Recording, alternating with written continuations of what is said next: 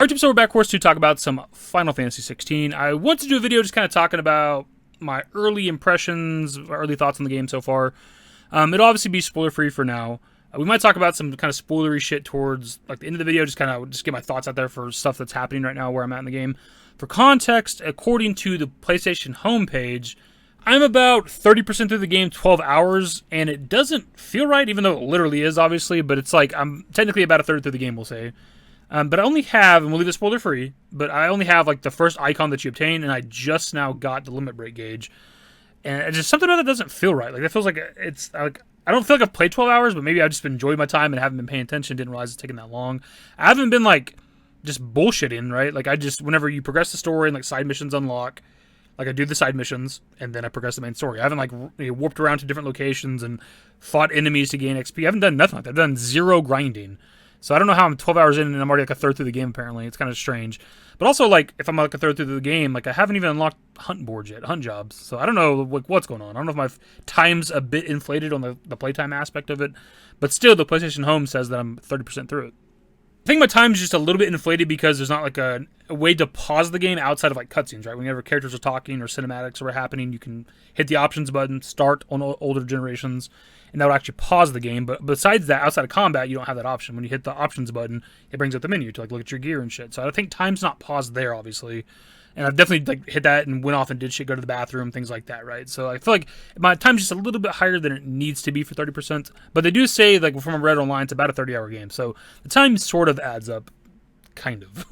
I was about to start like showing some gameplay, but then I realized that the gameplay is going to show off the other summon that I have, and I don't know how like public knowledge it is of the first icon you get in the game. So obviously that, I guess, is kind of a spoiler. When it comes to the game itself, there's not a whole lot I can add to like what's been said out there and stuff that I actually said whenever I talked about the demo and some videos ago or whatever. Like, the combat's fantastic, my dudes. It's so much fun. I never got around to doing the iconic challenge with the demo. I wanted to do it to experience more of the combat, but then I also didn't want to like see anything else from the game. Like, I don't mind playing like the demo because it's the intro sequence and it carries over to the main game. I didn't mind doing that. But I didn't want to play like a later thing where I'm fighting different bosses or something. I wanted to, go in relatively blind if I could. So I never got around to playing the iconic challenge. But once you do get access to multiple icons and you can start cycling abilities and shit, god damn is the combat so good, bro. Especially when you get used to it. I mentioned this on Twitter. Once you get into that flow state, and once you get to that muscle memory and you know that L2 is going to swap you to Garuda, and you know what your Garuda like square and triangle abilities are, and you hop back to, Phoenix, and you know what those abilities are, and you know like kind of the time frame on when they recharge, and you can just look down at the bottom right and see like the top, green dot is available, which is your triangle ability. Like, when you got everything memorized and you can just flow in combat, and you know what abilities you've unlocked in the menus and stuff. You see me do like the rush attack a lot, which is square and X together. Like, I do that a lot. Like, that's one that I just use all the time. I spam the shit out of it. And also the hold down like triangle where you do like a charge magic attack. Those are a couple abilities that I use constantly. I will say I've never claimed to be good at action RPGs. In fact, I think I've always said that I'm kind of bad at them. So I do get into like kind of like states where I'm not dodging enough and I'm just taking hits when I shouldn't be. Like, I'm so aggressive when it comes to action RPGs that it just makes me bad at them. If I played a little more conservatively, kind of hung back, hit it, range a bit, wait for them to come at me, dodge and attack more, like, I know I'd be good at it. But like, that's one of my problems with the remake a bit. It's a big problem I have with Witcher 3 where like almost every enemy can fuck you up in a couple of hits, man.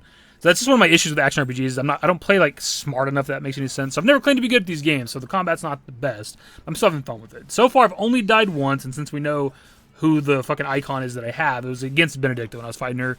I believe it's in her like semi-prime phase where she has wings. Like, I was fighting her and my health is kind of low, and she does like an attack where she like is above you and shoots a bunch of beams down, and it fucking bodied me, and I wasn't ready for it. So I didn't know it was gonna do so much damage to me. That's the only time I've died so far. Like, and I've had some pretty decent boss fights that are fun, getting like pretty low in like potions and high potions and shit. It's a fun game, man. I'm really enjoying it so far in terms of the combat. Also, haven't even attempted to use any of the timely accessories yet, and there's nothing wrong if you want to use them, man. More power to you. I did a whole rant about this because people were bitching when these first got revealed. If you want to use them, if you feel like you need to use them, for sure, do it, my dudes. I'm just committing to like trying to get better at action RPGs in general, so I don't even want to use them. Something else I've enjoyed so far from the areas that I've experienced is the zones are pretty decent size. These are about what I would have wanted for Rebirth. This zone that I'm in right here is pretty decent size. I'm only in like one little area of it.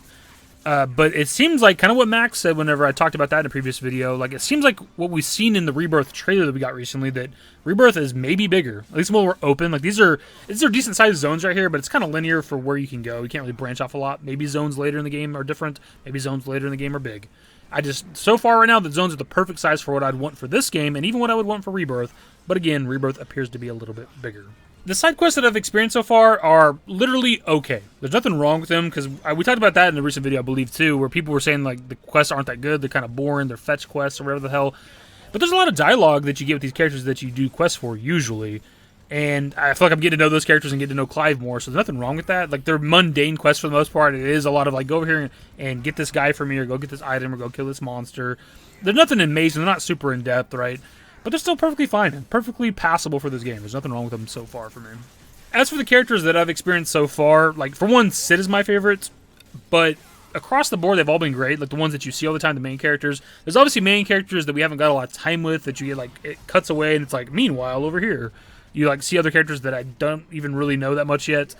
Probably, they've been in the marketing for the game, but again, I haven't kept up with a lot of marketing in the game, so I'm not exactly sure who they all are. Other, like, dominants and things like that, right? We haven't got a lot of time with them. There's been some cool cutscenes, dominant v dominant. I won't spoil anything yet in case you haven't got there yet. But there's some really badass cutscenes in this game. But yeah, the characters so far have been great. Sid is the one I'm most attached to currently, which is kind of surprising because a lot of people like Clive. A lot of people are into Clive. Clive right now, for a lot of people, is one of their favorite protagonists. Final Fantasy 16 right now is one of their favorite games. I can't say I'm quite there yet, but I do enjoy Clive so far. Especially because where I'm at in the story right now, he has kind of opened up a bit, because he's kind of like brooding, almost emo Clive for the first like several hours of the game. But where I'm at now, he's starting to open up, and as you do those side quests like I was talking about, you kind of see his personality open up more as well. And so far, he's been a great protagonist. I'm curious where he'll fall in line, like at the end of the game once I beat 16. Like, where would I rank Clive in like my favorite protagonist? I'm kind of interested in that. But also, speaking of Clive opening up, the story. Obviously, no spoilers right now, but they've got me hooked. I'm interested now, right? Now that I'm a little bit deep into the game. I said it with, like, the demo/intro thing, that it didn't, like, hit me like it did other people, but it's because we knew what was going to happen in the demo/intro because of trailers and marketing, right? So, like, I'm not looking at Joshua's death scene and bawling my eyes out. It's perfectly fine if that happened to you, man. It's not a big deal that I didn't cry at the opening, right? Like, it's fine. Let's relax on that. But now that we've progressed through the story, some of the twists and turns, we'll say, have been predicted by the community for a while, and some of it turned out to be true. We'll probably talk about that a little bit later in the video. Like I said before, there's not a whole lot I can add to this, right? We're all kind of saying the same stuff about how good the combat is, how good the visuals are, how good the voice acting is. It's a Final Fantasy game, so it has fantastic music. Like, it's all the same shit, right? We've all been saying it for a while, since the demo dropped at least. I think we're going to pause right there for a second because I want to move into like the spoiler stuff and just kind of talk a little bit of the story elements. So obviously, if you're not that far into the game, probably don't need to watch this. A good baseline, like I said before, is I just got the limit break gauge. So if you do not have the limit break gauge yet, you probably don't need to be watching this part. So for starters, speaking of the limit break gauge, I did forget that you do earn a couple of abilities for Ifrit once you defeat Ifrit in the story and unlock the limit break gauge. So I do have a couple of Ifrit abilities, so I guess you technically do have like 3 icon abilities as of right now, but it's kind of not the same as like the Garuda stuff, because for one, it shares like the ability slots with Phoenix, so you can only have like 1 Phoenix and 1 Ifrit, or 2 Phoenix, 2 Ifrits, and that's it, right? You can't have like 2 Phoenix, 2 Ifrit, 2 Garuda, or nothing like that. As for the story stuff, people predicted, and maybe it's pretty obvious from the trailers, I guess, that Clive was the one that killed Joshua at the beginning. Like, he was the one that turned into Ifrit and fought Joshua and killed Joshua. And it kind of sucks that was true, because like I already had that in my mind from people like in my comments. Somebody mentioned that in my comments. I was like, oh, it's kind of an interesting spin. It's kind of an interesting idea. And it was absolutely true. Though that's not entirely true itself, because there's actually a character that's like you see a little bit throughout the game from where I'm at right now that I'm assuming it's an older Joshua. It looks like Joshua. He's the hooded figure that you see at certain points throughout FF16, throughout the trailers and stuff like that. But another hooded figure is Clive, though, because that's whenever you go to fight like Ifrit and all that stuff, you run into the hooded figure in one moment, and you pull the hood off, and it's Clive. And some people predicted that the hooded figure would be Clive, and that ended up being true as well. And then you fight like a Shadow Clive, and then it's like Shadow, like semi-prime Clive, and then it's the Shadow Clive turns into Ifrit, and you fight that, and then you turn into like Ifrit yourself, and it's Ifrit v Ifrit. A lot of this stuff was predicted ahead of the game, and it's unfortunate that a lot of it was true. I actually want to specify, though, that the hooded figure that is Clive is like one that's like haunting him. I don't think it's like an actual literal person, but there's an actual IRL real person that's running around in a hood that is appearing to be an older Joshua. They also seem like they want to fight Clive or kill Clive at one point a little bit earlier in the game. He's with somebody, and I think he's like overlooking like Clive like down a cliff or down a valley or some shit, and he says like he needs to be stopped or he must be stopped or some shit like that. I'm not sure what that's about. That's why I'm not 100% if it is for sure Joshua, or like a reincarnation of Joshua or something. I thought it's kind of funny too when we went back to like the Phoenix Gate and we go to like the fallen ruin or whatever that Joshua was supposed to go into like that night or the next day before he died. And like Clive's like, well, we can't go in there because you got to have the power of the Phoenix. And it's like Jill just kind of stares at him like, dude, you fucking have the power of the Phoenix. And like the realization on his face was pretty funny. And I'm gonna throw this out here because it might be a bit of a bold prediction, but I just want to get my thoughts out there because something stood out to me. We know that the Dominants have some sort of a connection to the Fallen, right? Because it took the power of the Phoenix to open up the Phoenix Gate, and that was a Fallen ruin.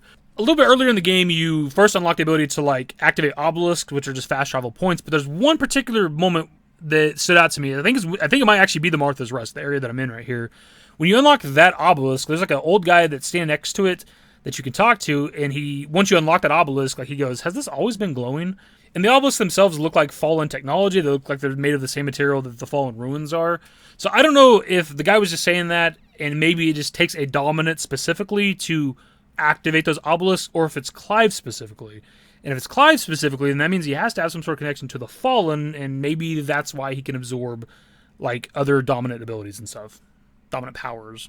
I could be way off on that, and that's perfectly fine. I just wanted to get my thoughts out there in case that ends up happening later on in the game. Because earlier in the game, whenever you first absorb powers from Benedicta, like Sid is surprised by that. He doesn't understand why Clive can do that. So Clive's definitely unique in that way. Speaking of Sid, though, something that's kind of happened where I'm at in the story is you learn, I believe around the Martha's Rest area as well, that like bears are the people with the marks on their face, and they like have magic, and if they use enough magic or too much magic, they like start to petrify, which is actually honestly pretty dark. It's kind of interesting that like they use people as like, I'm guessing like slaves or something, make them use the shit out of their magic, and just to eventually waste away and petrify. And Sid's starting to petrify where I'm at right now. And from the beginning of the game, you can tell he's like weakened a bit when he uses his magic, uses his powers of Rama or whatever. So I'm not going to be surprised if Sid dies at one point, whether it's like sacrificing himself to save somebody and he like fully gets petrified. But I'm pretty sure we get the powers of Rama at some point. It's either going to happen by them fighting each other, or he's going to like pass his powers on to Clive, whether intentionally or not. And as of right now, I don't really see a reason why the characters would be fighting each other. So I'm assuming maybe he's going to like sacrifice himself, and like Clive is like, "Hey, let me get your powers, dog," or something. I don't know. I think that's pretty good for now for kind of an early thoughts, first impressions type of video. I kind of just want to get done with this video, if I'm honest, so I can get back to playing some 16. Because I do want to complete it. Spoilers don't necessarily bother me, but I do want to like kind of get the story and stuff done. Not too fast. I'm not just trying to speedrun the shit. But I do want to get it done before everybody else gets it done so we can all kind of talk about it. So, of course, pass off to you guys. If you're playing Final Fantasy 16, how far are you? And also, what are your thoughts so far, my dudes? And also, when the hell do I unlock hunts? God damn it, I don't want to Google it, but like, shit, where are they at? I want to get to them. Kind of makes me worry that there's not a whole lot of hunts that I haven't even got to them yet. And I'm like a third of the way through the game. Anyways, that's the video, my dudes. Subscribe to the channel if you guys are new. Social networks in the description below. Follow me on Twitter, @DavidYT. That's it. Bye.